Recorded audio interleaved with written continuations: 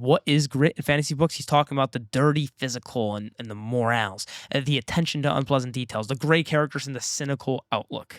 The worst thing a book can be really is inoffensive. So he writes this essay to defend the genre he's writing in. If you're not okay with first chapter I love when you talk about this spoilers- book because you actually can't spoil more than I chapter can't- one. I literally because can't every other spoil time more. you say, "Hey, I'll just spoil the first chapter of this series I read," and you'll be talking about book 7. Unacceptable.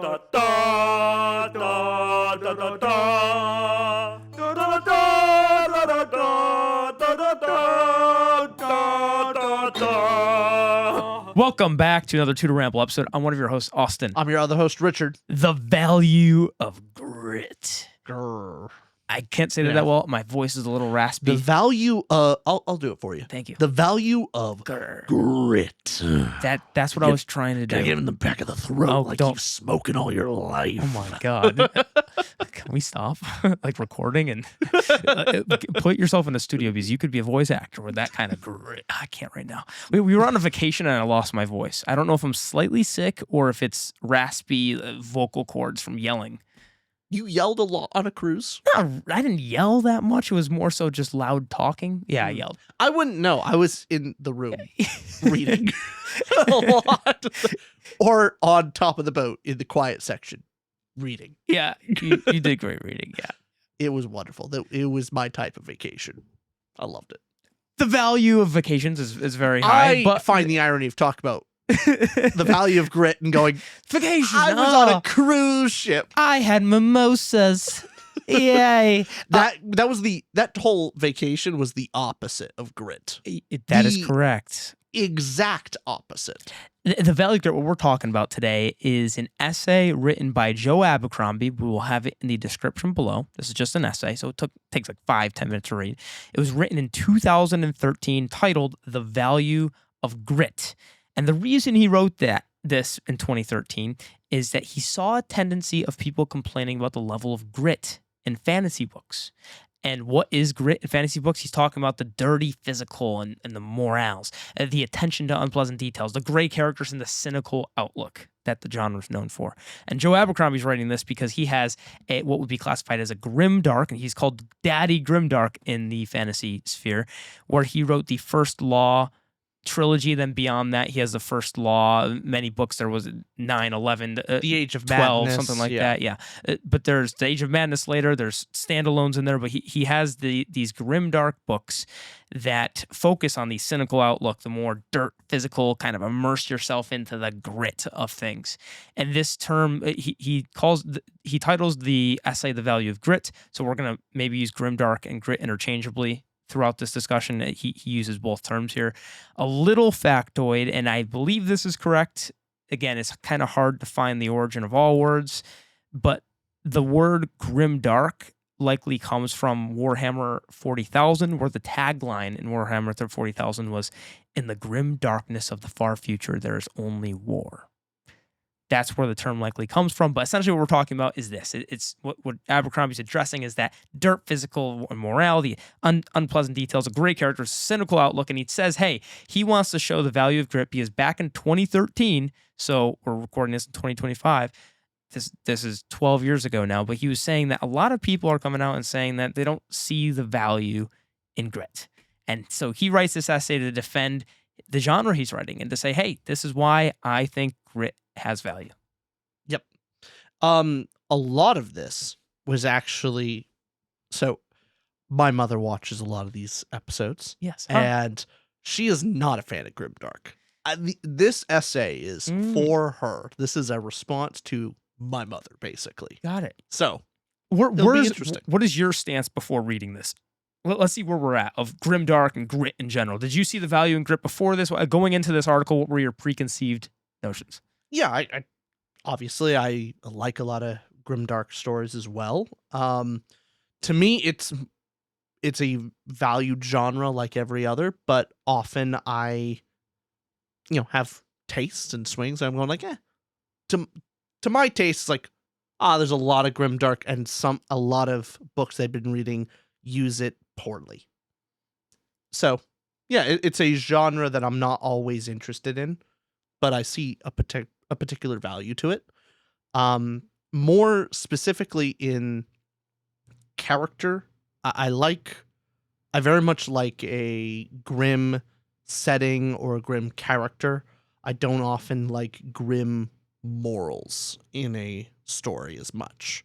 Why And is I'm that? very particular about, like, not characters doing grim things, but like the ultimate theme and story is like just nihilistic or depressing of like, evil wins and that's it. That's just generally a bummer. I often don't read to have a bummed time. So if it's all for that, Yeah, unless it makes me think more, but mm-hmm. if I quickly get from the beginning that that's the point, that like life is pointless, it's like, okay, so is this book. I won't continue. Not going to spoil any First Law stuff, but reading First Law, you do enjoy First Law, right? Yep. Yeah, very much so. Exactly. Yeah. So I don't think that about Joe's books. Yeah, we did review that trilogy on the channel here. You can see all three of them. We can put those in the description below as well. All the way from, oh my God, not Best Courage Sold. What is it called? The Blade itself was book 1. Then all the way to, God, what's that third book called in his trilogy? The Blade itself is book 1. Mm-hmm. Book 2. Oh wow, it's in there deep in my gritty bones. What the hell? Last Argument of Kings. Got it. You get Okay, I was getting there someday. But we reviewed that, and you can check that out on the channel. So we're coming in there having read those 3 books. I've also read The Devils, his most recent book. You've read also Best of Cold, and another 1 or 2 of his books, right? Nope. Just that. Just that. Okay, so we're similar playing field. But yes, so Grimdark and gritness in general, I'm coming in with the notions of, before reading the value of grit, this essay, I had the idea of Grimdark as in similar to you, I see the value in almost all things. I see value in a lot of different literary forms or ways to a wide range of emotions. Spectrum of genres have value. Exactly. And I think they can all get this wrong, and Grimdark Grit can get this wrong, just like anything else can, which he addresses later in this essay.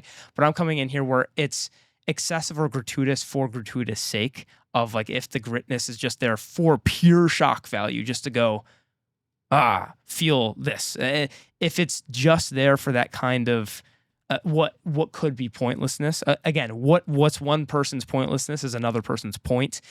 That's where the line's kind of fuzzy. Again, it gets addressed later, but that's my thing of I'm totally here for grit when it feels like the story needs to have that. And in Abercrombie's First Law, especially with Blade itself, I you see that he has a story to tell. And although by the end of the trilogy I didn't like it as much, I was disappointed by the end. So that's where I'm coming in with. I see value, but there's a line somewhere that's hard to define, and I think our thoughts will form more as we discuss this and find out where that line is, because he does a really good job in this article of defending all the points and value of grit. And so it'll spark a lot of conversation. I really enjoyed reading this. I did too. So let's get into it. So he says, we'll quote at the beginning here of him talking about this grimdarkness. He says, "Grimdark is a phrase I'm hearing quite a lot, which seems by definition to be pejorative, excessively and unnecessarily dark, cynical, violent, brutal, without purpose, and beyond the point of ridiculousness. There's often what seems to me a slightly weird double standard applied of, I find this thoroughly horrible and disgusting, therefore the author must have intended me to be titillated and entertained. Of course, there's always been those who'd rather not have explicit sex, violence, or swearing in their books and express that as an entirely reasonable matter of taste, but there are others who go well beyond taste and identify grit as something objectively dangerous, wrong, or reprehensible." So this is the main thing that Abercrombie's saying in this article. He's talking against those who see grit as objectively dangerous, wrong, and reprehensible. Those things specifically. Maybe your mom or other readers out there are seeing like that case, which I can sympathize. She would be fairly strong. Like that. That's her camp. Yes, I can see that, and I'm gonna.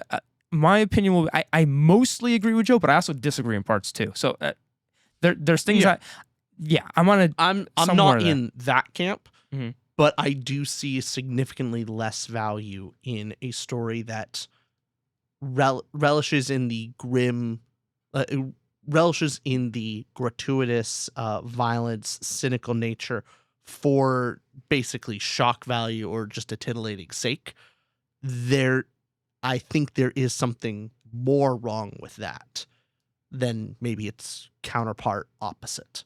Gotcha. Of something being hopeful for just hopeful sake and doesn't say too much beyond it. I think that's just generally better than the opposite.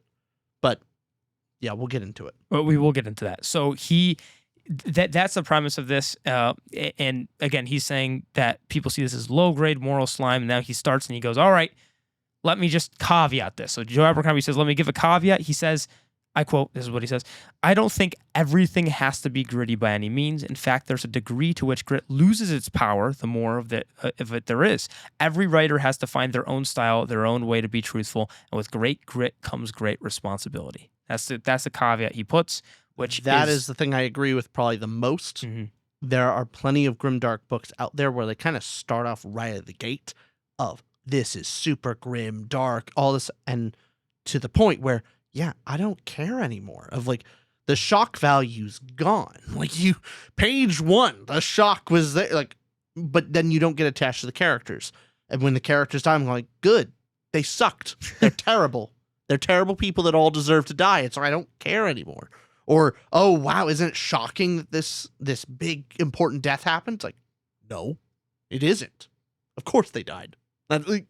It becomes too much, and it's not shocking anymore. And that's kind of the point of, if it's grim for the shock value, it quickly loses its allure and its advantage. In one of his defenses, he talks specifically about shock value, and I like how he addresses it.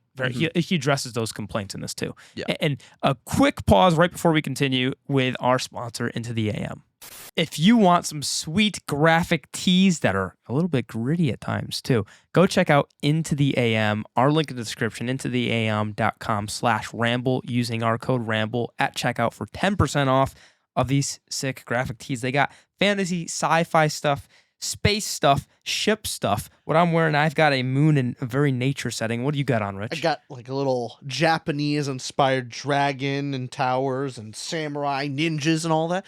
But they also have pants, other types of shirts, polos, all the good stuff, and actually good quality shirts. Very good quality. So check them out if you want to get a cool shirt and also support us. We really appreciate it. Again, that's code Ramble for 10% off. Check the link in the description below to support them, support us. Thank you so much, Into the AM, for sponsoring this episode. Now back to the video. Thank you, Into the AM. Remember, check the description below. Thank you for supporting us. All right, we've got...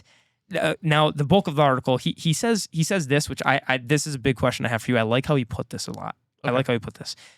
He says, I believe the role of a writer is not to avoid offense. Do you agree? He says, I believe the role of a writer is not to avoid offense. Yes, 100%. Mm-hmm. If you won't risk offending anybody, you're going to say nothing. And that's the worst thing a book can be, really, is inoffensive, in my opinion. Like, talking about the reason why you talk about the weather in the elevator is basically to avoid any kind of offensive conversation. You just want to get through it. You don't actually want to say anything of substance. That's the point of talking about the weather.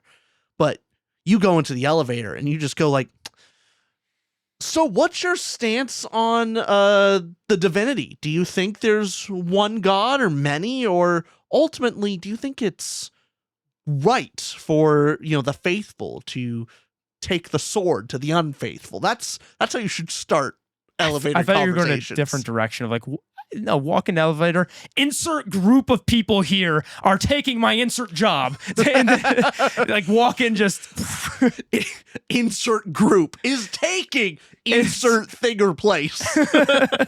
And then that's how you should strike a conversation. Should do insert terrible thing to them. Yes. That's how you should start every conversation. We should insert terrible things into insert them. Like, yeah. But there's also unoffensive things. So Pixar movies and stuff that will also be as fulfilling as well. The messages of family and love, etc. But these offensive things, why I like how he's put this, of I believe the role of a writer is not to avoid offense, made me think of comedians a lot. Mm-hmm. Of the role of a comedian, of many comedians. Of course, there's comics that work, humor is very subjective, but comedians not avoiding offense is a style of humor to kind of talk at some sort of truth that's there, of touching on something that connects with human, not every human, of course, but a subsect of truth. Because if somebody's laughing, if somebody sees some sort of value in that really dark humor, that whatever the humor might be, does it have inherent value then? And that's a lot of the question that he poses here of when he's talking about grit, of not avoiding offense. If somebody doesn't like sex in your face, grit in your face, and we have our own personal opinions on that, but we'll get into, but that it's a good point he makes. And he says, he continues on by saying this: the role of the writer is also to throw caution to the wind and write the most honest and heartfelt book you can. Better to have a book that many readers love and some find revolting than a book that no one reads at all. Do you agree with that? It's the very true adage of, if you try to please everyone, you'll please no one. And so find your audience. It's a reason why there's so many different genres, and that it is difficult when we rate things in genres that I'm not well versed in, or at least maybe I'm not interested in. It's something of trying to determine whether it is just my taste or it is an actual question of quality, and judging a genre by one book. It's difficult, but it's the same thing. Same concept. Yeah, he making this point about writing the most honest and heartfelt books you can. I think Abercrombie would agree with this statement of that is when I don't like, again, all genres, but Grimdark, as we're talking about this, that when I don't like grit is when it doesn't feel honest and heartfelt, and where it does feel grit for grit's sake. Mm-hmm. In the same way I'd feel about anything, that it just seems like you're doing the thing because you're writing it at someone and not you're writing it for yourself. Kind of a weird way to put it. Or maybe just like you ever hear the advice that Pierce Brown recently made, this advice of write the book that you'd want to read, not that somebody wants to read, like you're marketing and trying to write something for this trope and this genre is doing well. So let me kind of make this writing into just more marketing rather than writing something you genuinely have your heart and soul into. And that maybe that's where it feels wrong sometimes, where you feel something's gratuitous or just excessive grit, which he made that caveat of, hey, don't just do grit for grit's sake. Be honest and heartfelt with it. There's a point to it. Mm-hmm. So yeah, no, I'm in agreement with him there. So the value of grit, first he talks about realism before getting into his list of what encompasses grit. He talks about realism. Well, ultimately being the double standard being applied of, on one hand, it's like Grimdark is held to a level of like, oh, it's not realistic. It's like, yeah, it's fantasy. You don't say, what is the actual, like, maybe more hopeful story is not particularly even more realistic. But then he follows that on like, okay, I think it's held to a double standard, but also life is gritty.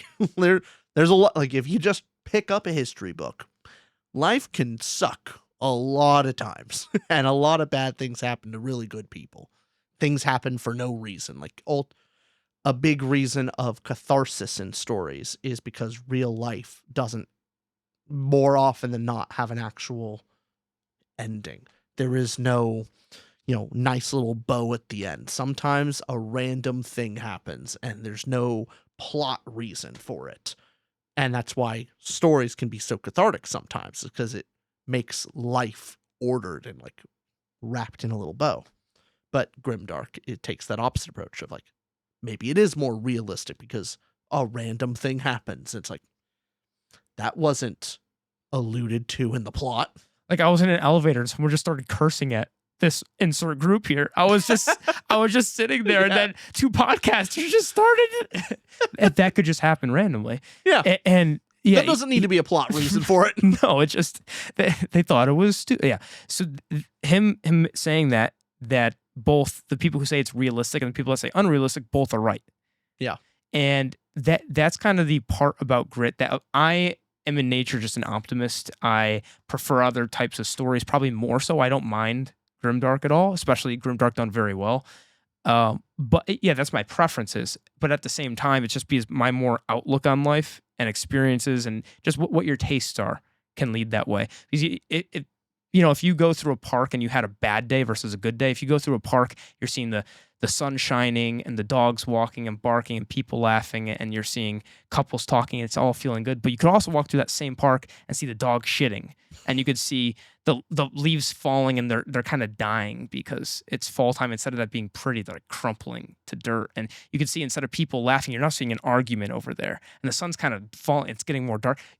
It's the same park, but what's your perspective of it? And a lot of what grit is it's a truth of life. It's not the truth, just like nothing. It's a perspective as you're walking through that park. And I think that's what a lot of grit and grimdark is. It's just narrowing in on that thing, which even me as a person, as a reader, I don't like to focus on. I do see the value and like to read that sometimes or just hear that perspective. But it's just, it's a truth. It's just another aspect of life. And how much do you want to focus on it? You choose. Do you agree with that generally? Yeah, it's generally, I'm also relatively optimistic about life. Shocker. I'm not a complete bummer in real life, but You said that so unconvincingly. I'm not a complete bummer. Like you had to add complete. You just had to add a little caveat. But no, it's the same thing.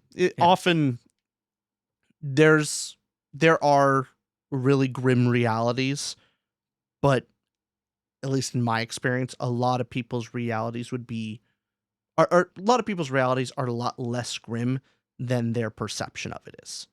And that their perception of the world actually puts themselves in a worse place than if they just had a slightly more positive attitude or gratitude for the good things in their life.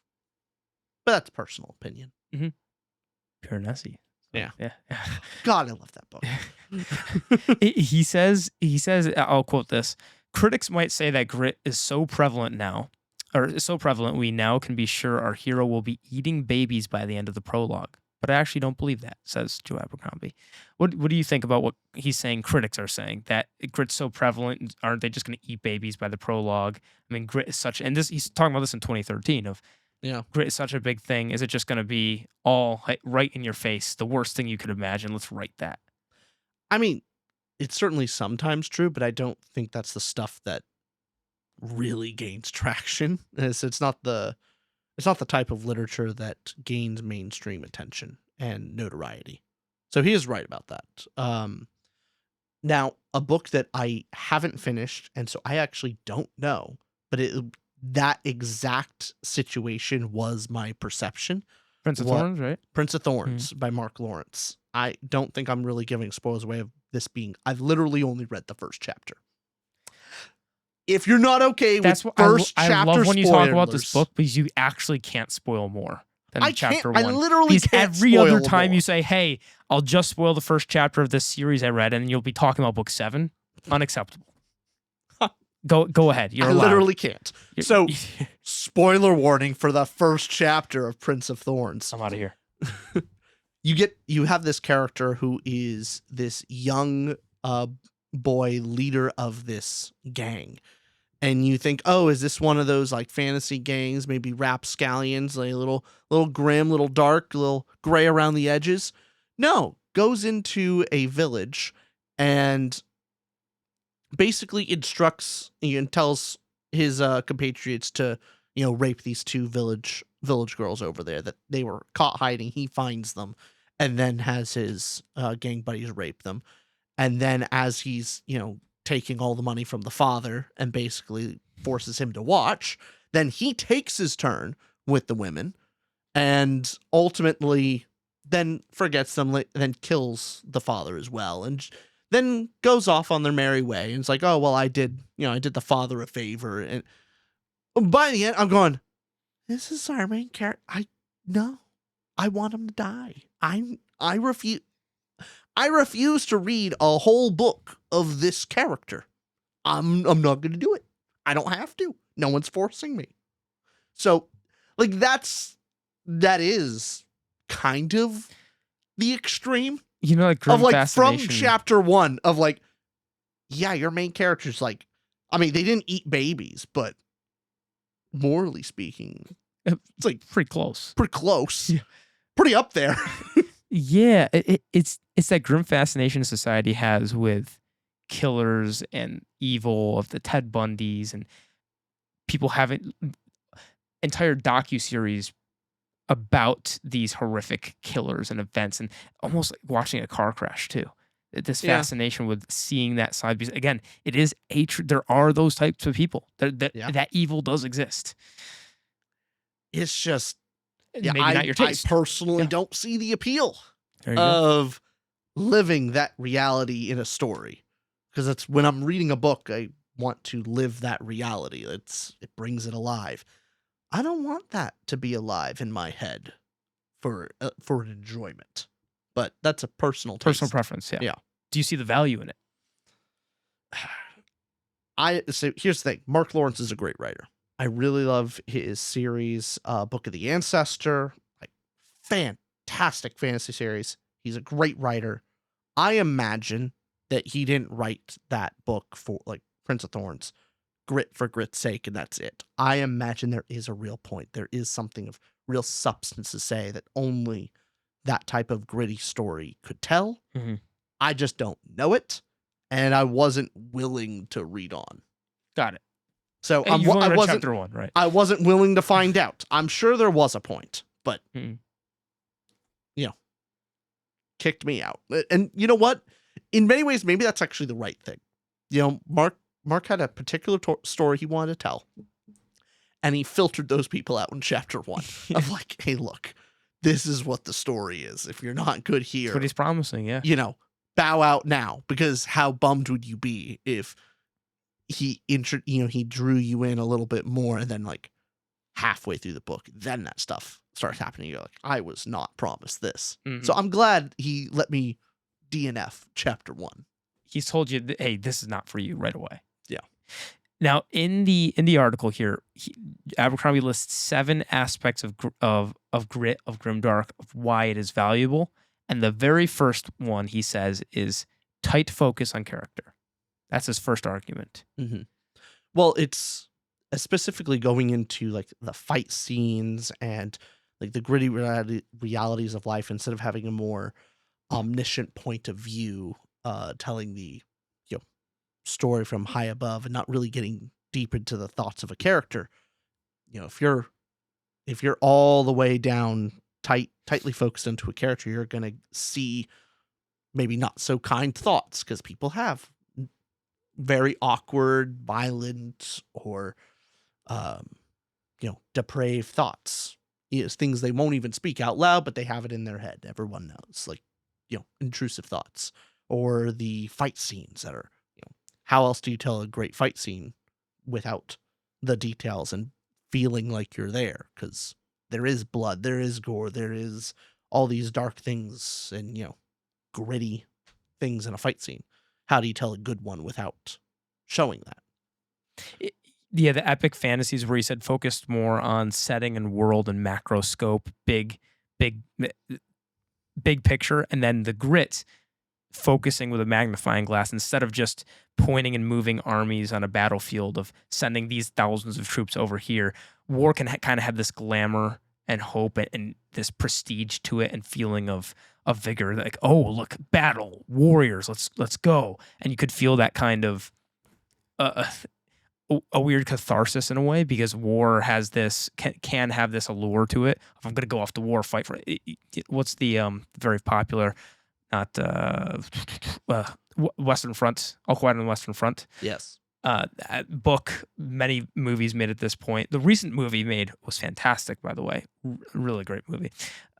But those kind of even movies like that, books zooming in on the character, not just, hey, this army's fighting this army, but look at this soldier who's fighting in the battle, and it can show you and then can have a message about how war's horrible and war's bad. War's not so bad when you're just looking at numbers on a page of, okay, X number died, X number casualties. When you see that one casualty and that one soldier and what they have to go through, then you start to, that's where empathy comes from. Empathy doesn't come from just macro thinking about concept in general. Empathy comes from, no, I'm going to give you a specific anecdote, specific story that makes you care and makes you realize. Because even right now, how many people are just dying across the world, you won't give it a second thought. If you read in a news story without much details of, hey, person died, child in said country, or this number died from this it's hard to cry over that. It's Yeah. difficult because the story, the empathy, when you start to hear more about, oh, the person that died, that was,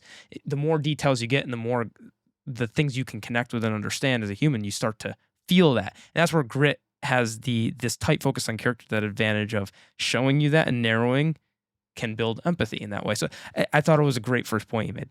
Yeah, no, it's certainly an advantage that generally like a gritty story will often be hyper focused and you'll be right into the character's mind. Like you'll often get that. So I get his point. I don't think it's necessarily always true. I think you can have a hopeful story and also be tightly focused on the character. For sure. Because I don't think grit and adversity are exactly the same. You can have a very hopeful story with, real adversity, challenge, and all the things that Joe is attributing to grit. Like grit gives you the dirty realities, the temptation toward evil, all these gritty things. You can also have those kind of stuff in a hopeful story. It's just, where does it go afterward? What direction does it go? So can war be not gritty? Depending on your perspective, basically means everyone that's playing Hearts of Iron, just a bunch of little monsters. we're raising the next generation of monsters playing that game. No, but there's oftentimes can be something noble about war, and even in zoomed in. So like you could have the large out, zoomed out perspective of war being, hey, we're fighting this great evil. It is good to, it's good versus evil. You can have all these things. You zoom out on the big battle scenes. But I think you can also have a noble thing to see in war of like, is zoomed in on a single character, of a character trying to protect their brothers in arms, and self-sacrifice, and all of these things that maybe it is sad, but it can be very noble and good, heroic even. So those are also aspects in war. Is heroic and gritty antonyms for you? Often. Yeah. I think they kind of go hand in hand. Maybe Joe wouldn't agree. But yeah, often when I hear grimdark, gritty, it's that there are no heroes. That there isn't, like, if you aren't self-interested, like those are the first people to die, and there is no like nobility or hope is fruitless. Like that's the vibe I'm getting here, where sometimes that is there, but the other doesn't necessarily have to be true. You can't. It doesn't mean that a story with a lot of gruesome details can't also be hopeful or noble, heroic.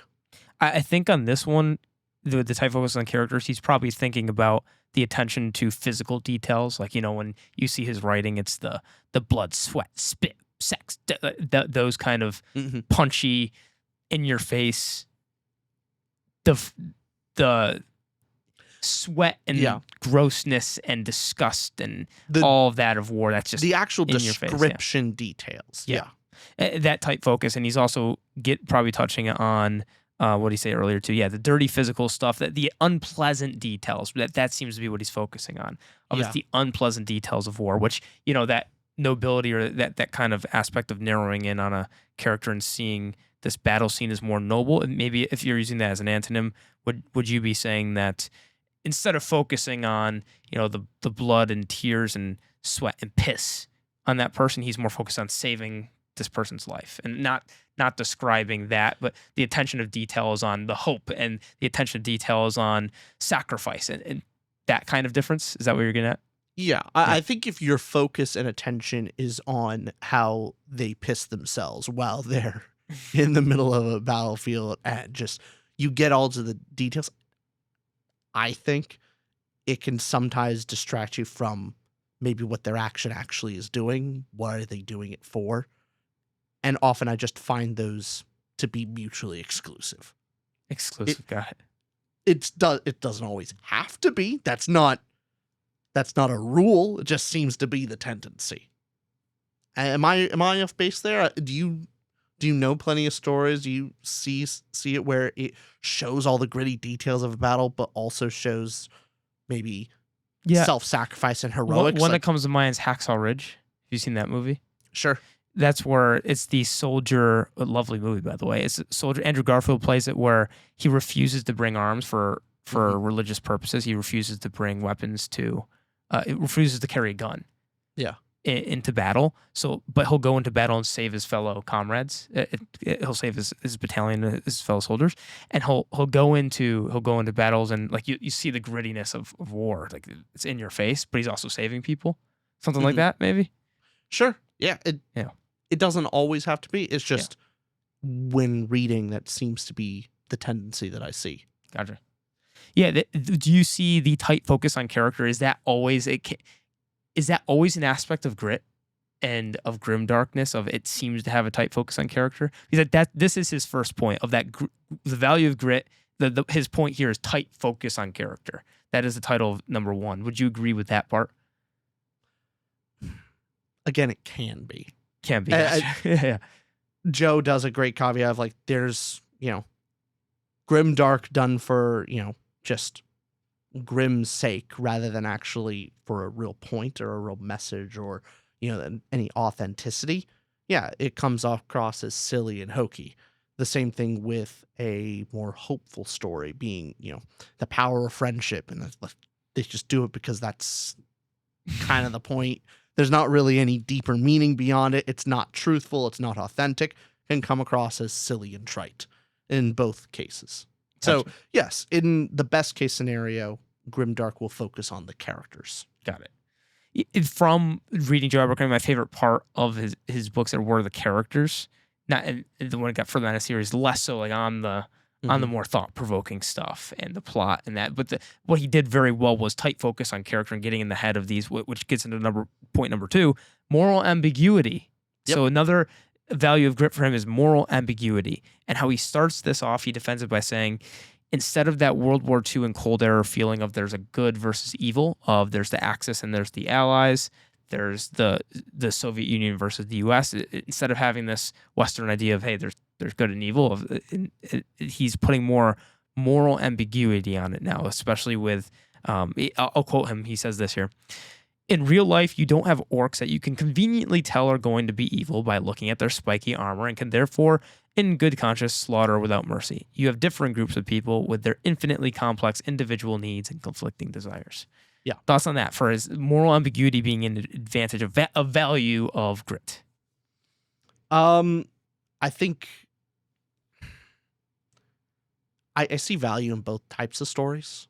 Like, yeah, the real world is morally ambiguous. There very often isn't good guys, bad guys, if you think of a global scale, but very often on a micro scale, there is good guys, bad guys. Bad guys are the people threatening you and your family. That's basically it. And so to say like there are no bad guys, there's no good guys, it's depending on your view and perspective, which is moral ambiguity. Yeah. I understand. But the whole point of orcs is it's not supposed to be taken really as like, oh yeah, apply this same, say like there are insert group of people are orcs and therefore can be wiped out indiscriminately, is a representation or an analogy for evil, great evil, corruption, all the stuff of like which should be resisted and all that stuff. So both have their value. To me, it's more of a matter of taste at this point. The amount of moral ambiguity in the stories is kind of getting annoying. And I'm like, yeah, I've read this a lot. I kind of want to read, I want the evil guy to actually just be evil and not misunderstood. I'm done. I've had enough. Give me some other stuff here. I can go back and forth. I can have both. That's So you where see I'm value in both.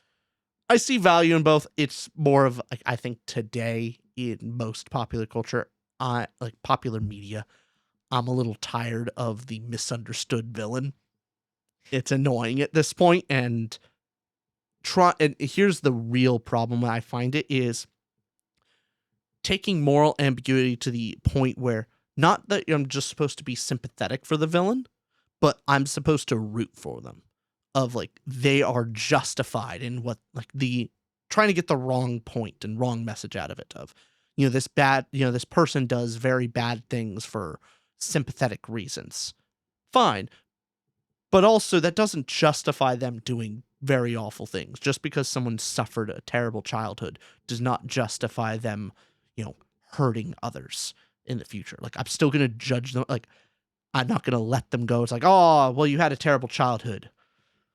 There, buddy. No, I'm going to really sucks, but you hurt a lot of people. So no, your suffering does not justify the continued suffering of others. That's where I don't like the moral ambiguity stuff. The Joker was not correct. Yeah. The Joker, you're not supposed to go the Joker's actually right. No, he's not. And then the second movie goes too far of Now these are some that I don't like, but the Taxi Driver of the film too. Mm-hmm. I think that could be described as gritty. That the message of it isn't necessarily hey, people get the wrong message of do what John Hinckley did, right? People get the wrong message of Taxi Driver. That's emboldening. Yeah. The character. The one Travis I see the most of is American Psycho. I haven't seen it. Don't spoil too much for me. I still haven't seen American Psycho. Have you seen the poster? Yeah. Where Patrick Bateman or the main actor Christian Bale has a lot of blood on his face. Yeah. He's not a good guy. Oh, that spoiled it. I know. Oh, shocker. You just shocked Guess me. what? Through memes, people aspire to that. I go Gotcha. Patrick Bateman based. So seeing the positive qualities. It's you're not supposed he's still the psycho. He's still the American psycho. Mm-hmm. Not supposed to see that. He does touch on this later. Joe Abercrombie touches on this later about probably addressing a lot of the complaints here of you saying, yeah, get more ambiguity, but you also like your more defined and hey, there is good and there is evil. Yeah. Right. Yeah.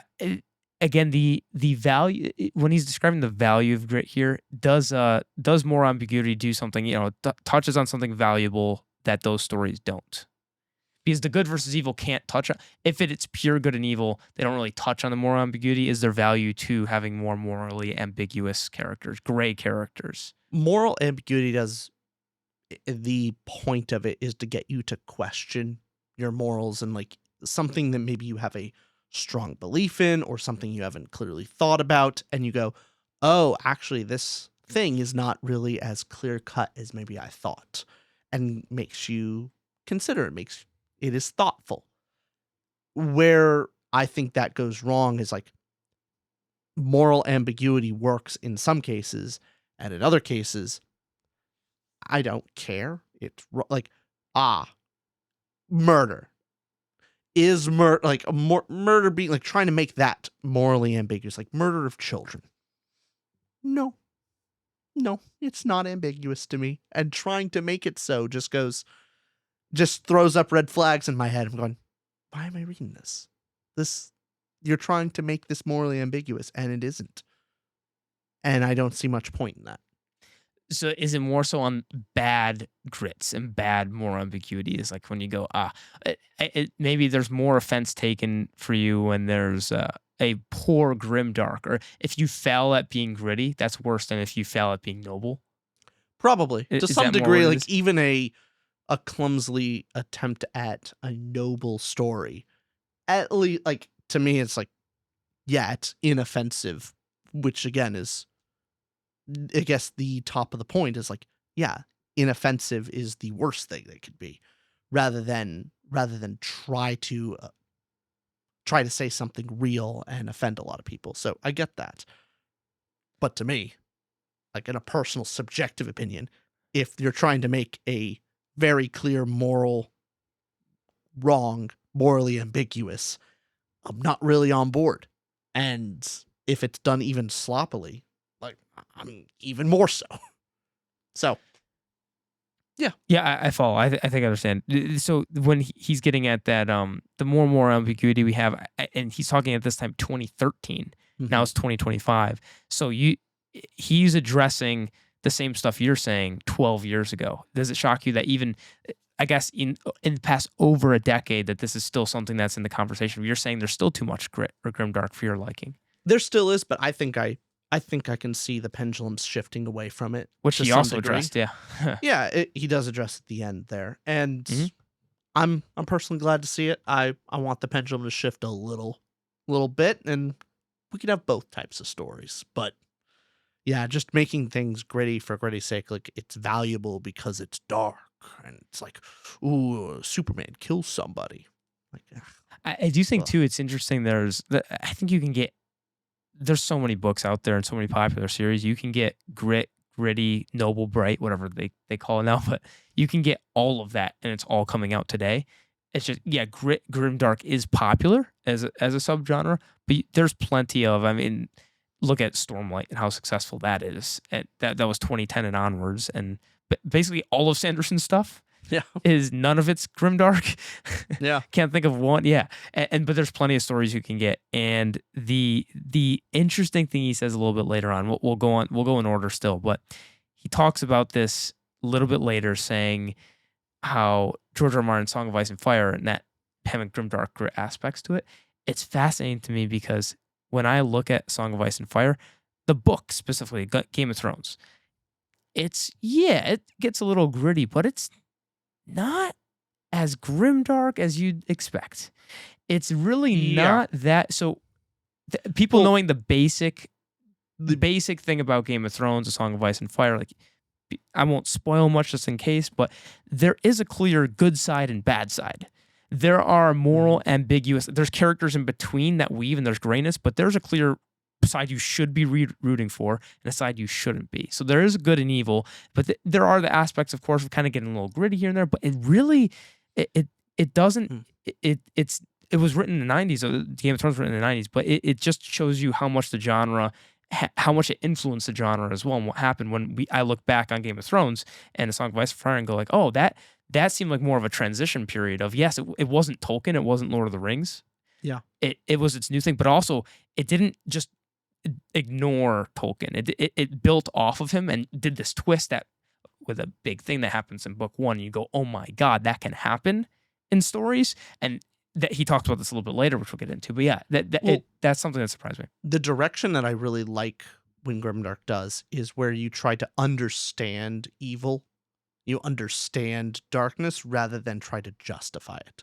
Hmm. And Game of Thrones does a great job of characters' evil actions are not really justified and like, oh, they were, right to do so. It's more of like, oh, I get it's still wrong, it's still evil, but you understand why. And so it gives a little bit of sympathy, but doesn't try to justify a lot of evil stuff that goes on, which I think is the best area for Grimdark. And I think the mistake that someone that does maybe Grimdark poorly, trying to justify evil. Yeah, it's not the, that's where my hackles kind of raise. I'm like, understanding is fine, and I think that's what Taxi Driver, American Psycho, a bunch of these different stories. It's done best when it's understood. You're trying to understand the darkness rather than like empathize, or not empathize, but like try to justify it. Yeah, the ends don't justify the means; they explain the means. They go like, Yeah. okay, I see why a psycho functions like this. I think Joe does a great job in his writing of, it's not trying to make characters that do awful things and then try to justify them. It's characters that do awful things, and yeah, they're characters that they did awful things and probably deserve punishment for. He doesn't shy away from them being actually bad and doesn't often try to justify it. Would you say he writes honestly? Yeah, That's which is point this next 3. one. Point 3 is honesty. Yep. Like, would This you one- say he works honestly? I think so. You think he doesn't just, it's not justifying, hey, look, because this happened to Glock, won't get into spoilers and stuff. But yeah, honesty. What do you think that as his point? Well, his point here is mainly just people crap, people swear, people get ill, people die in a way that serves no narrative, people get drunk and take drugs, people really do and think and say vile things, people are horrible to each other, really horrible. And he goes on, like, just honesty that people are like this. And yeah, true. It's an aspect, but not everyone is like that. So that's why I'm just being mired down in a series that everyone is like that feels unrealistic to me and less honest, in all honesty. It is a perspective, but I at least just don't see it that way. Not everyone is a piece of shit. Some people actually are pretty decent. Like, there's a lot of decent people out there, surprisingly enough. Yeah, is this the natural tendency? Because that park analogy of, if I'm walking through a park, I'm generally viewing life in a certain kind of lens. Hey, what happened in your day? You might, grit and grim might be more honest to you on a different day as well. Because what if you're a parent passes, a grandparent, or someone close to you passes away, you lose your job, a bunch of bad shit happens to you in a row. I don't think you're going to go out and smell the roses that day. I don't think you're going to go around and be skipping with joy of, I'm an optimist. Da, da, da, da, da, da. But instead, you're going to be probably viewing the world with shit-tainted glasses. You're not going to be walking around super joyful. And yeah, I go to stories, not a flight of the deserter, but an escape of the prisoner. I go to stories to escape the world and learn and immerse myself and also apply that to the real world. And that's a large part why I read stories. There's a bunch of reasons. That's one of them. But when I go to stories, I'll gravitate toward things that are more like bittersweet's my favorite kind of ending. I like something bittersweet. I like something that I could take away and apply it, all sorts of things. But point being, the honesty, I don't think he's making this. At no point is he making the argument that epic fantasy or hopeful or noble right that doesn't have a place and isn't valuable. I think that, and this is coming from somebody who by the end of First Law was kind of disappointed, but again, really enjoyed the characters. He's not saying that noble, bright, and all those genres aren't valuable. Like, he says those are valuable, and also, look, honesty in the grit form. It's just it is a part of the world that is honest. Of this, there is a value to showing and explaining the darkness that's out there at times, and just going, hey, that is something that is real. It exists. And if you read chapter 1 of Prince of Thorns and you're not feeling that, that's totally okay. It's okay to DNF that. I'm definitely not against it because it's not honest. Yeah. I do understand that those kind of people exist. Yeah. I am aware. Mm-hmm. I don't need to read it. How much did you like? That's not my escape. That's not my form of escape. How much do you like Jake Spoon? Oh, and Jake Spoon is a doggone dishonest fellow. I love Jake Spoon. Jake Spoon is a great character. God, I love Lonesome Dove. But Lonesome Dove is a gritty book. It is, and Jake Spoon isn't really your knight in shining armor. No, But see, that's the right way. Is again the reason why I like Grimdark is understanding rather than justifying. Like, Jake Spoon is bad. You're not supposed to sympathize with the bad character. Is Jake Spoon honest? Is that an honest character? It is an honest character. That's his point. Yeah. Of those Jake Spoons out there, when grit is done right, it feels honest. It explains. Where it gets wrong, I do agree on this. If everyone is Jake Spoon, you go, is that really that honest? Like, not everyone's Jake Spoon. By the way, we're referencing a character from Lonesome Dove. I'm giving nothing other than, like, Jake Spoon is not the best. So if that's a spoiler, I don't think that's much, but whatever. But with a character like that, I'm with you on the extreme of if you justify the moral bad, it's worse than justifying like a sloppy moral good. I get that point, but there's values in Jake Spoons, and explaining and understanding that. And that's why Lonesome Dove. I mean, the only reason I love Lonesome Dove is the characters. that is the thing of Lonesome Dove. Obviously, you have the prose, the dialogue descriptions. Yeah. Brilliant. The plot was but thrilling. It is that zooming in. And you know, one of Abercrombie's main inspirations is Lonesome Dove. Let's put hold on. Let's backtrack a second. The only thing you loved about Lonesome Dove, you didn't love the plot. You didn't love the the thought-provoking. Everything is a 5-star. It's a perfect novel. Not the plot, but yes, it is the plot. No, it's a solid plot. It's perfect plot. It's great. It floored me. Good. I'm glad. But Florida, the characters are so unbelievably done that is okay. Of all the things, what's the best part about the book? Fine, fair enough. Characters. Okay. So the characters in the book. It does the tight focus on character. It does the moral ambiguity. It is honest. All these things so far, and it's your favorite book of all time. Yeah. So it is talking about that aspect. Then we have number 4, which is sometimes life really is that shit, is what he says for number 4. And how better to explain Lonesome Dove that sometimes life really is that shit. Yeah. Sometimes it really do. Honestly, all the aspects that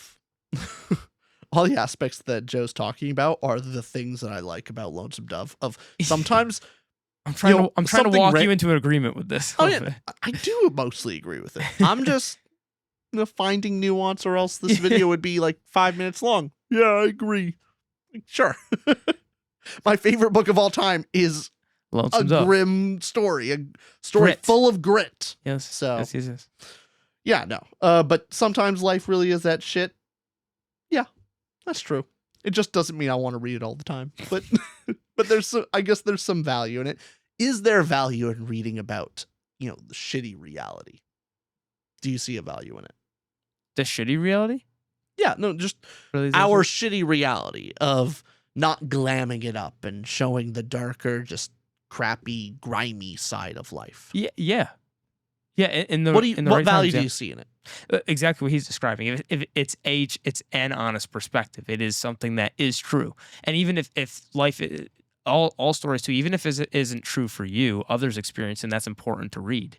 Again, done truthfully, done honestly. Because in my life, I haven't had cancer. Mm-hmm. But is it valuable to read stories of people with cancer? Absolutely. So it's kind of in that same way. It's a truth, it's a perspective, and all that stuff's important. Yeah, I agree. Sometimes really life really is that shit. And no, I don't tend to read that all the time. It's not my go-to genre, but there's value to it. And he's talking to a lot of like he says he does a straw man, but he's talking at the critics who are saying that not just, hey, they don't prefer it, but he's talking to critics that say it's wrong, reprehensible, objectively morally wrong. Now he gets to a point a little later where there's some nuance that I might slightly disagree with him, but let's get into that, because the next one, number 5, I don't think it's this one, but number 5, modernity. Yes. Modernity. Yeah, go ahead. This one's just going into mainly the writing style of Grimdark is often very modern prose. Using word, instead of ye old English, it's doth thou wise hath been there thou shit fuck damn it where'st thus thy poo instead of that. Yeah. And his point is a pretty good one, in the sense of Joe argues that your prose is meant to be, and when you write a book, it's supposed to be read today, and the people today read modern English. And if you're writing in English, if you're writing a different language, writing in modern Spanish or German. Wait, pick one. Whoa. Okay, that's strange. He's writing. Wow. So don't kill the author. It's like he's not writing this so that it could be read here and now in any future point. He's every video. No, every video we have to bring up the death of the author. By the way, if you don't know, we've had a 5-hour conversation on our Patreon. We had a video on the death of the author. Also join our Patreon, link in the description below. This month is, what is it this month? Hyperion is this month's book club. So go ahead, join our Patreon. But yeah, Death of the Author. I just had to slide it in there somewhere. So you're saying he's writing to modern readers. Yeah. That's fascinating that he's writing to modern readers. Maybe readers 200 years from now. Understood. Oh. And it's easier to be understood when you are using the language of the people you were writing to. Yeah, okay, anyways. But However, we're also the straw only manning. yeah, and so is he. Because ultimately, I also like prose that is trying to put you in a certain mood. It is trying to give you a good setting. Mhm. Recent book I read, Goblin Emperor. A criticism can often be said about the book of the way it is written is often it's difficult because of how the the sentence structure, the pronouns situation with how names work and the conventions. Like, it's a complex writing style and can often be confusing. I think that adds so much to the world and gives a good way to set the setting, and it feels fantastical. So I think that's good, but it's certainly hard. It's easier to write in modern prose and to be understood in modern times. But move on to the next one, number 6. Yeah. Shock value. Shock value. And this is where we were jumping ahead into the Game of Thrones stuff, because he says here, now clearly things are much more shocking when you're not used to them. The death of a certain main character in Game of Thrones blew my mind when I first read it. Now, central character death is rigor. Moral ambiguity, gore, and filth are common coin in fantasy to a degree. Certainly, they're not nearly as surprising as they were. But a well-executed scene can still have mighty punch. And hey, as expectations change, you change it up. The vile mercenary saves a bunch of school kids. And he says eventually, hey, he might even go and write something that's not so grit and grimdark. Yeah. But shock value, what do you think about his whole point here with the value? So you can have internal shock value, and then also there's the cultural shock value. Grimdark had a lot more of a punch when it was more of a budding subgenre, like the example he mentioned, because it was not done as much. Now it is, and so now you have to get more creative. You have to actually, shock value requires, expectations to be subverted. So now, with how much Grimdark and death of a central character is more prominent when it happens, you can see it coming more often. So but him going through at the very end there, a vile mercenary saves a bunch of school kids. Grit allows more shock value.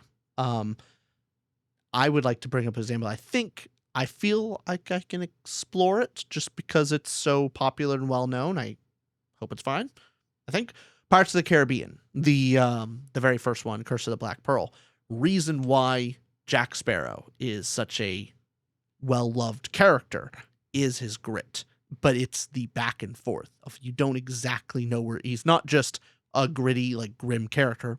He is a pirate, does not good things, clearly has killed people before. Like, yeah, gritty, but also he makes decisions where you go, oh, he does save some people sometimes, but he also robs them. He'll also kill these people, but he'll save this person. And it's back and forth, where you don't actually know what they're going to do. And that's what makes Jack a compelling character, is you don't know if you don't really know where his moral compass is. I think that's where shock value can be very fun, is like a gritty character where you don't exactly know what they're going to do. I think that is far more fun.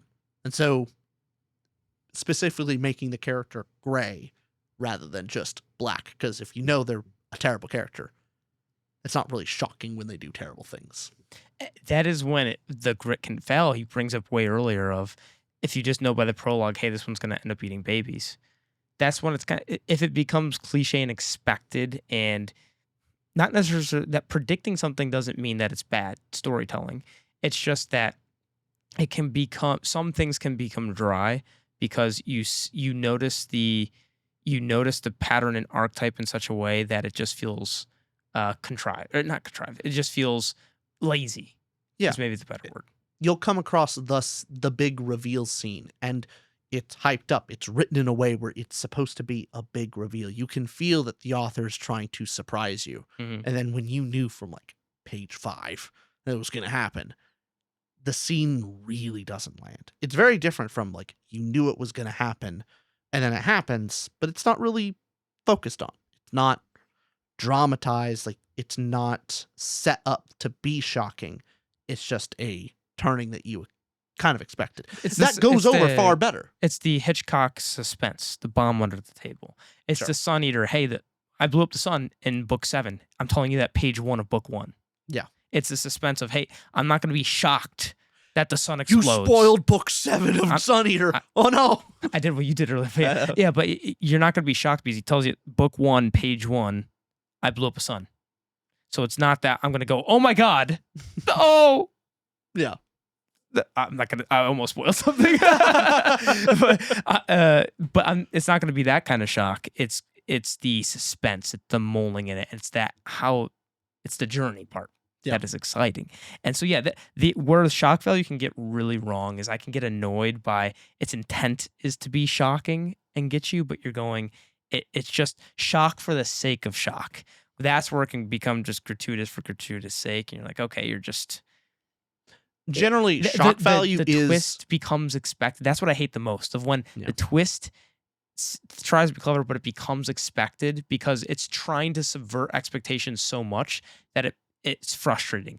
The biggest, worst example of this, and he probably would have said it too if this came out later than 2013, but Game of Thrones season 8 is so well known for how it was shock value. It was, hey, let's just throw some wrenches in this and speed up the plot. And we don't have the books to rely on anymore. So how about, what if this whole thing we were building up, we just didn't do that? And we subverted your expectations. It was shocking. Yeah, shocking in a shit way. I'm saying that it's just an Abercrombie video. I feel like I have to curse more regularly, right? But that is where it's awful. Of you are subverting expectations for expectation's sake. We've said this a lot on the podcast, but to subvert expectations properly, it's one, was it built up in a way that twist makes sense? So first, the build up to it makes sense. And secondly, is that twist and the following story more interesting than had you not done that twist? That's just how to subvert an expectation. It's that easy. Well, it's very hard to do, but one, was it built up properly, and is that twist more interesting of a story going forward than not? And where shock value becomes so wrong and twisted is when, hey, by the way, it has the best story. You're getting into spoiler territory, bud.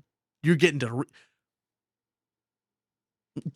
Yeah, Nick, just bleep the name, but it's fine. Everybody knows that, right? That's like Darth Vader's Luke, I am your father. Hey, you get on my case all the time. A cultural phenom. How do we not... lightsabers exist. Just like Jake Spoon. Jake Spoon is not a phenom. He's a cultural icon. I wish. He's a fan... Well...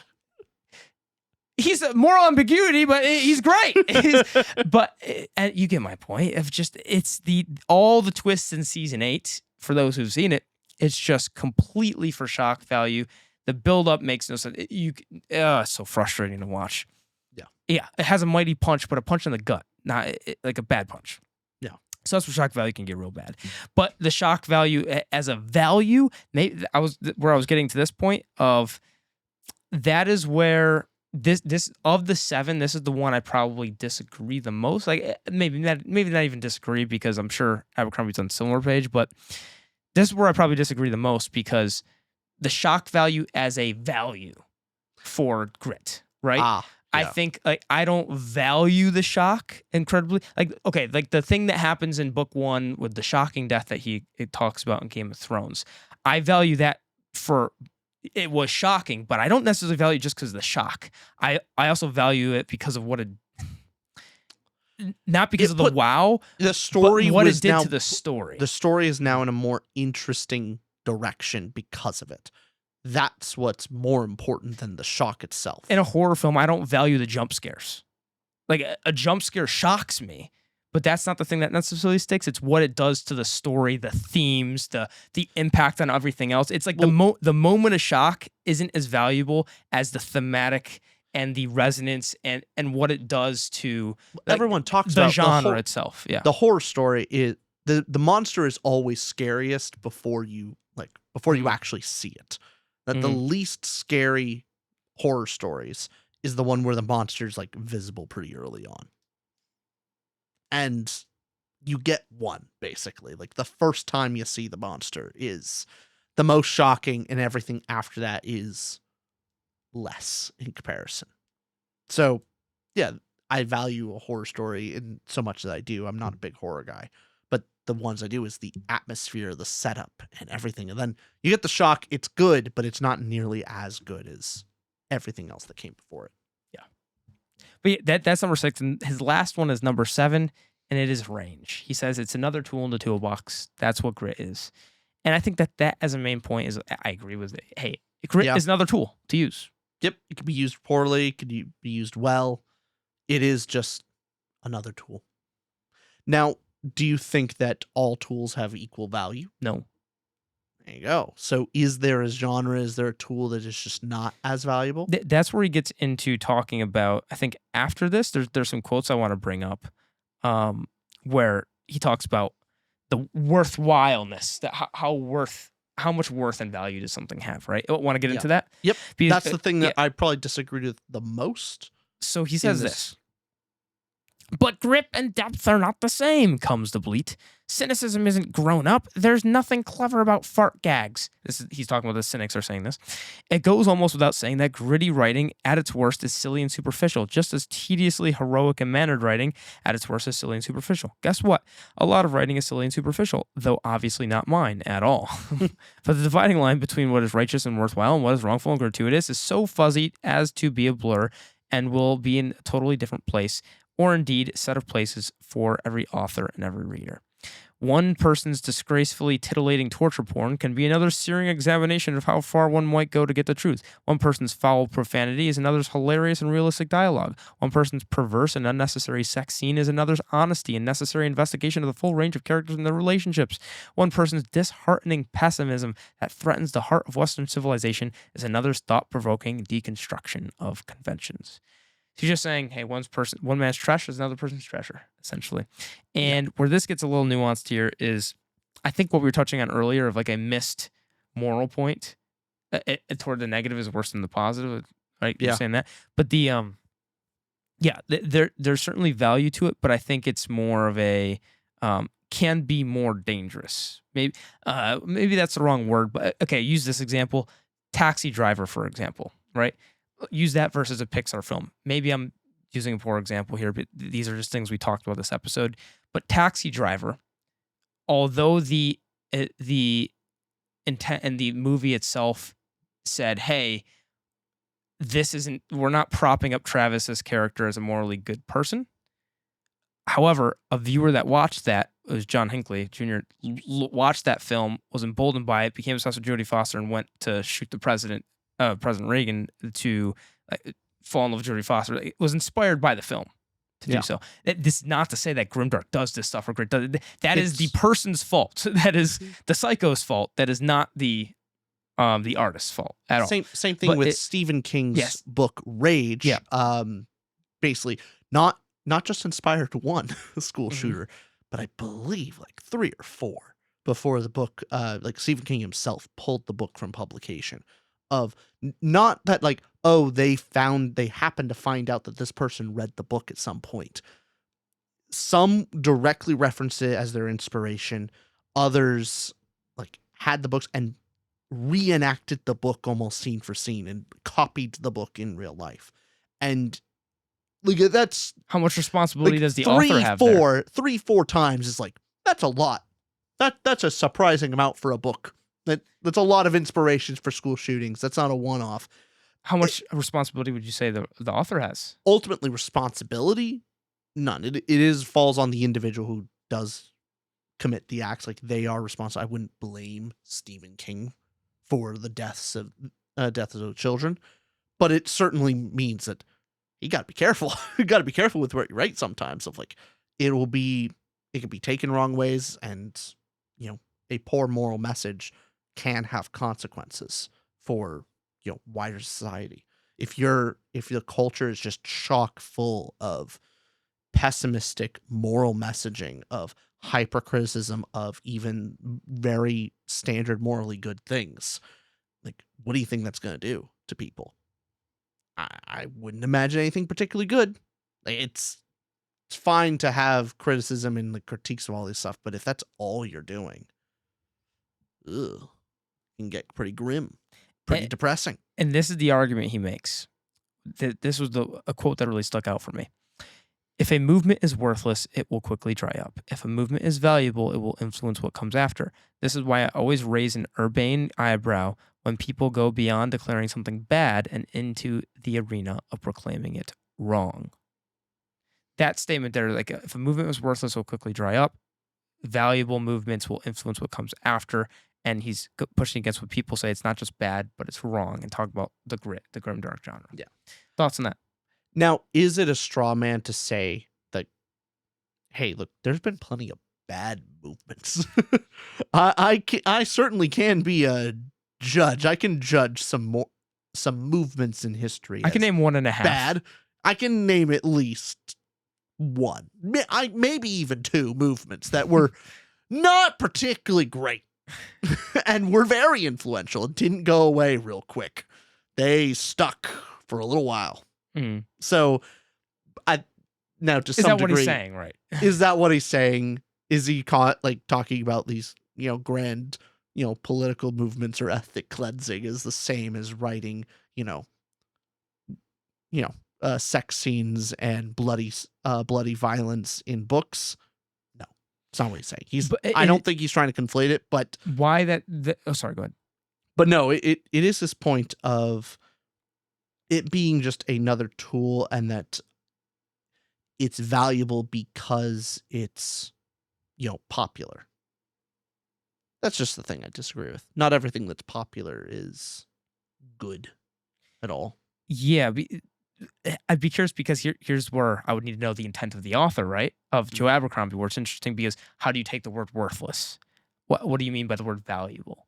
Right? Mhm. That means there's more ambiguity to what that word means. So I'd like asking Abercrombie, like for example, he's saying if a movement's worthless, like if your value of worth is that people pay attention to it and follow it, it's worthwhile because it is what literary movement in this sense is worthwhile because people admire it, read it, and it influences. And is that valuable, right? But is he talking about like when people call something bad or wrong as a literary movement? Because I'm trying not to extend that to obvious, like the obvious point of there's movements you can talk about going, hey, I think that's a naughty. I think that's probably not good. But in the sense he's saying that I was trying to think of some literary movements that I'd say are just bad. We talk about modern art all the time with the squares. I'm like, yeah. All right, it's valued to people, right? I get that it is valued. Modern brutalist architecture. The film Wrong. The Brutalist sucks. Brutalist architecture pretentious movie is wrong. Not just ugly, it's wrong. It's evil. It's a great evil that's blot exactly what he's on talking our. about. Oh no, saying, I'm hardcore. Brutalist architecture has no value. It is worthless. It is evil. It must be eradicated from all architecture Pretty schools. brutal. I hate it. I want it to die. There should be laws about it. Needs to go away. But exactly what he's talking about here is that if a movement's worthless, I want my fancy McDonald's back with the bright lights and the fun. I'm tired of these gray walls. What kind of America do we live in where McDonald's don't have columns and like it's the Golden Colosseum? Arches need to come back. We need to bring it back. Why does it not look like the Pantheon? Why? Oh God! Remember when Pizza Hut was cool and fun? No, I can't. I haven't had pizza in a long time. Remember when you were a kid and you got to eat fun things? Yeah. That Pizza Hut was cool. Is it gone now? It's gone. What? It's back down to being just a sad gray building that shares its space with a Taco Bell. That was a pretty gritty description. It's gritty. I hate it. I hate it so much. But it's honest. It's reality, and reality does not need. We get to choose our reality. We can deem it to be something else. So we've chosen a grimdark reality. We have chosen this. It is not set in stone. We may aspire to greater things. We can grow beyond the combo Taco Bell and Pizza Hut. Combo Taco Bell. We can aspire to greater things as a people. Don't even change the food, just the aesthetics. That's all we're asking. Keep the food the same. The food will taste better if things look prettier. Like if I'm eating a sandwich, but I'm looking at a beautiful piece of art, that sandwich becomes infinitely better. It does. If I'm eating a sandwich in an alley and it's gross and I can smell shit, it's worse. You understand of like how much your food can improve as far as cooking is if you just add color on top of whatever you're making. If you have a rice dish and you just add a few little tiny pieces of green onion. I was gonna say the same thing. That little tiny piece of green onion on top of your bowl of rice doesn't add much flavor at all. But that little bit of color adds so much flavor when you actually eat it and look at it. It is so much better than just your rice. Aesthetics are important. Beyond this, we're getting back to literature. I kind of like the green onion. That was great. I'm far more passionate about brutalist architecture than I am about many things, surprisingly. But no, I think a similar vein can fall into Grimdark. Grimdark can go to a certain point where I'd rather it go the other direction. And as far as a cultural touchstone, a cultural point, I don't think a culture mired in Grimdark is particularly healthy or good.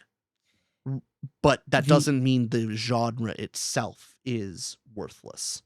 Is that understandable? Like when I'm noticing every piece, like so much art is like the point is to be grimdark, brutal, morally gray, and like that's everything. I would say that's not particularly good.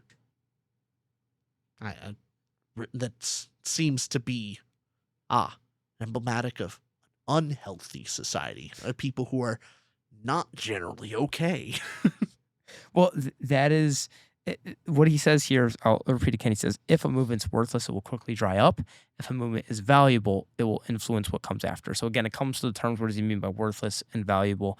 And when he's saying for Grimdark, when people declare something bad or wrong, that's when it kind of gets into that territory. For example, when you hear romantasy and it's like, hey, that's bad, wrong. Like you can hear that a lot. The fantasy genre was seen as bad and wrong a while ago, just it could be from public because like, look at that fantasy fiction and all that. Look at those video games that you're playing with shoot 'em up games. Like today, what we would say is acceptable could have been too far 20 years ago by far, and 40 years ago, right? So what he's talking about, this fuzzy gray line of what is acceptable and what's not, I do get it, and it makes sense of the fuzziness of a line doesn't, I think, deny that there is any line at all. Like just because it's the same point of previously, just because there's moral ambiguity doesn't mean that like everything, like there's nothing that's morally good or bad. That's I think the distinction. Like just because things are murky and hazy sometimes doesn't deny that existence at all. It's when you get to the things that are more morally ambiguous that when you touch on that honesty, that reality of, hey, explaining, not justifying, all the things we talked about in this episode, it's the question of it, mainly the statement that if the movement's valuable, influence of what comes after, of it is value, is something valuable just because a lot of people admire it or a lot of people support it or a lot of basically majority rule of if it's utilitarian in the aspect of, hey, a lot of people value it and it influences things, does that make it that means it can't be wrong or bad? I don't know if that's exactly what it's saying. I need to read into it more, but I wouldn't say that just because something's popular doesn't mean it's good. Yeah, just because a movement happens and its value doesn't mean like it has an inherent goodness. It inherently, I guess, in the way it's worthwhile in the sense that it does affect change and it's a part of literary movements. It's a part of who we are as a society, and so in that sense it is. But does that mean, like, I guess again, using the terms bad or wrong or good, what do you mean by that? Because I would say a movement that you're referring to would be bad and wrong. Yes. Or there's certain I can name films and books that bad message I am morally opposed to. Like, I'm morally opposed to, like, I won't even go and list some of the things, but like anything where children are depicted and it's called like cinema, like cuties and stuff like that. Like, there are things. We could say that's pretty. No, I don't want to like focus on whatever bad stuff like that because there's things I would be like, no, I have a line for sure that I would say is wrong and bad. Now, is Grit and Grimdark bad, wrong, immoral? When it justifies being like, hey, look at this person who we should embolden and you should go also kill people. that's where it's bad and wrong. But if and very often I would give the author charity in the sense of course, yeah. It's probably not the author like supporting whatever evil, terrible thing. It's more the skill of the writer and the misinterpretation from a reader because, people have their own preconceived notions and can bring whatever their thoughts into a book and take the completely wrong message out of it. Completely possible. So very, very, very often won't really blame the writer for it. It's just the end results being potentially negative. Yeah, and I get it. What was it called? The TPP or something like that? Like the woman that organized against the like video game violence and thinking that was attributed to to children and violence and school shootings and all the sorts. But it's a difficult, again, blurry lines, fuzzy. There is a line for people out there, and for you to call something wrong, just where moral ambiguity is good in this kind of literature is where it makes you think and reconsider your preconceived notions, and that stuff can be interesting to read about. Again, this is kind of going. We're kind of like diving into just more general stuff than just literary as well. But yeah, it just brought those thoughts again. Hey, it made me think a lot about what do I declare as bad or wrong. And for example, talking about the first law books and what Joe Abercrombie does, none of that's wrong, none of that's bad. All this is like interesting stuff. Hey, know my thoughts on the first law series, but I thought it was fascinating characters with a more like when it came to the thought-provoking nature, just okay. I get it, and it didn't like teach anything bad. It was just more like, okay, I get it. Yeah. And there's nothing wrong with that. Again, it's an honest perspective of the world. And one would say just more cynical. Yeah, it's fine. And yeah, I guess that was some big takeaways there of, sorry, he has two more paragraphs that toward the end of this essay, one of them being George R. R. Martin's Song of Ice and Fire, surely the gold standard of gritty epic fantasy, is also rapidly becoming the most successful epic fantasy of this era. In due course, I don't doubt the pendulum will swing back at least some of the way towards romantic and heroic. So he does admit that hey, the pendulum's going to swing of what are people getting more sick of? What are the archetypes? What are the cliches? Let's get something new and fresh because we yearn for something that is innovative. Yeah, quote unquote original, right? Or at the very least, just not familiar. Exactly. And we've gone through patterns time and time again. I'm of the opinion any moral philosophical thing you could possibly think of, they've talked about it for thousands of years ago. Just everything happened just in the Euphrates and Tigris rivers. Just out from there, basically look at China, look at Greece.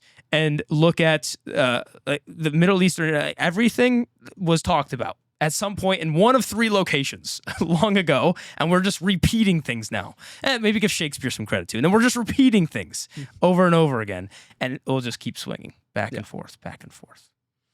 True.